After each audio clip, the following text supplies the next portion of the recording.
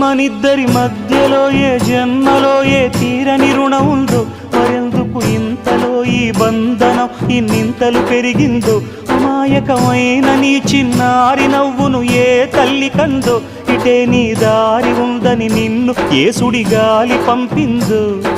పాపం పుణ్యం దేవుడికెరుక, పేదకు దొరికిన బంగారు కణిక, పాలు వెన్నాలేవని అనక ప్రేమను తాగి తెరగవెసిలక. వలేసే పాడు లోకం కంటపడక ఉండు నాయనక, ఇలా నా గుండెలోనే గువ్వల కొలు ఉండిపోయింక. ఇటేకొస్తే ఎమున్నైనా నిలేస్తానే, మరింక ఏ కీడు నీ వంక రాలేదు.